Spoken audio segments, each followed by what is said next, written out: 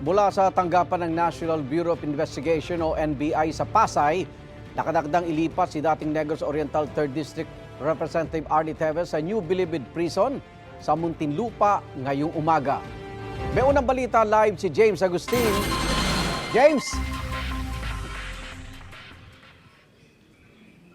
Igang, good morning. Mahigpit yung seguridad na pinatutupad dito sa tanggapan ng NBI kung saan nananatili hanggang sa mga oras na ito si dating Congressman Arnulfo Teves Jr. Dito na rin siya sumailalim igan sa medical check-up at booking procedures kaninang madaling araw. Nakasuot ng bulletproof vest, Kevlar helmet at nakaposas. Bantay sarado si dating Congressman Arnulfo Teves Jr. nang dumating sa tanggapan ng National Bureau of Investigation sa Pasay bago maghating gabi. Isinailalim sa medical check-up at booking procedure si Teves.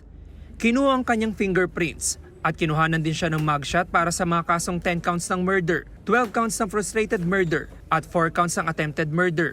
Ito'y para sa umunoy pagpatay kay dating Negros Oriental Governor Roel de Gamo at siyam na iba pa noong March 4, 2023.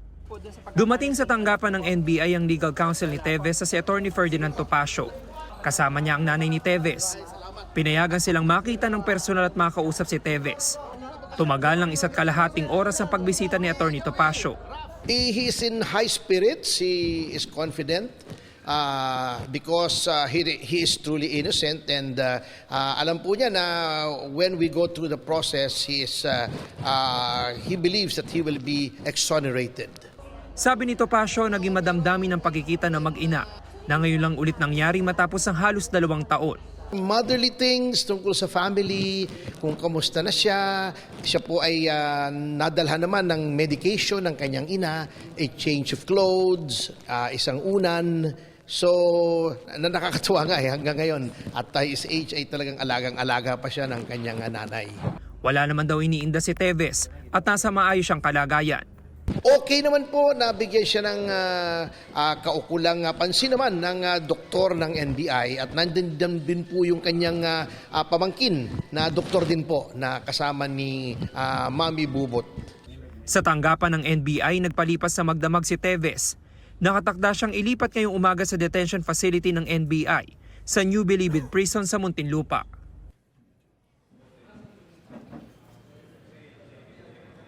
Samantala, Igan, ngayong umaga inaantabayan na natin yung pagbabalik ng legal team ni Teves dito sa tanggapan ng NBI. Yan ang unang balita mula rito sa Pasay City. Ako po si James Agustin para sa GMA Integrated News. James, nabanggit ba yung dahilan kung bakit dyan nagpalipas sa magdamag si Teves sa NBI?